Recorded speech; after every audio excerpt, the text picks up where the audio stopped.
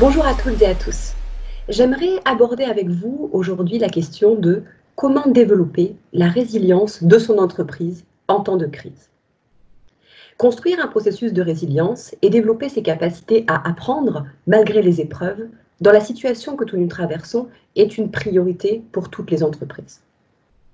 Cette crise révèle plus que jamais la complexité de nos systèmes, mais aussi l'interdépendance des problèmes économiques, sociaux et environnementaux auxquels nous faisons face et auxquels nous devrons probablement faire face également dans l'avenir. Cette interdépendance suppose une chose. Pour être résilient, il n'est plus possible d'agir de manière isolée. Créer un sens collectif à son action est une priorité pour s'adapter. Alors, comment est-il possible de développer et de renforcer sa résilience en temps de crise? La première priorité, il est d'abord très important de communiquer et de partager. Expliquez bien à l'ensemble de vos collaborateurs, mais aussi de vos parties prenantes, quels sont vos enjeux et vos priorités du moment. Ils ont besoin de comprendre pourquoi telle décision est prise, comme par exemple le fait de mettre un collaborateur en chômage partiel ou de rallonger le délai de paiement d'un de vos fournisseurs. Rappelez-vous que le chemin de la décision est fondamental pour susciter l'adhésion. Faites de votre mieux pour impliquer vos employés et vos partenaires dans les réflexions du changement.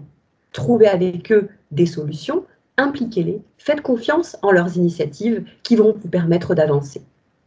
Reconnaissez également vos limites et votre vulnérabilité de dirigeant ou de manager, et en cas de difficultés persistantes, n'hésitez pas à demander de l'aide.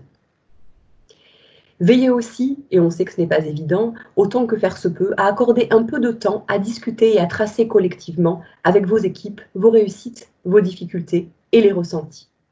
Vous pouvez par exemple tenir un journal de bord qui vous permettra de retracer les principaux événements vécus, mais aussi organiser si possible de mini-séances hebdomadaires de partage ou d'échange.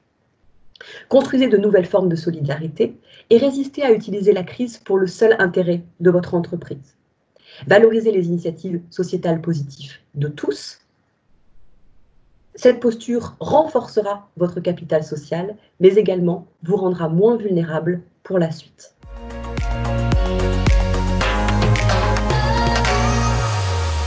Comment vous sera-t-il également possible de poursuivre à développer votre capacité de résilience après la crise? Juste après la crise, il vous sera déjà absolument fondamental d'atterrir. Et il en sera de même pour tous ceux qui gravitent autour de votre entreprise. Prenez un temps pour accompagner cela. Valorisez les réussites, mais essayez également collectivement de donner un sens à ce qui a été vécu, par exemple lors d'un atelier dédié que vous pourriez organiser avec vos collaborateurs ou vos parties prenantes. N'oubliez pas aussi que la crise est souvent un moment qui peut faire bouger, ou en tout cas s'ajuster la mission de votre entreprise, votre stratégie, mais aussi ce que vous ou vos collaborateurs avez envie de faire en commun. Il s'agit ici de réactualiser, de fait, après la crise, avec vos équipes, mais aussi avec vos parties prenantes, ce que vous avez envie de faire ensemble, ce qui vous unit et comment vous souhaitez poursuivre votre agir commun. Ce sera aussi le moment d'imaginer de nouvelles formes de gouvernance partagée et de solidarité durable avec vos parties prenantes. Mettez en place des communautés de pratique, développez vos réseaux, agissez à plusieurs. Définissez enfin quel pourrait être votre engagement sociétal et vous le rôle que vous aimeriez jouer dans votre entreprise, mais aussi à titre personnel, dans un commun plus grand.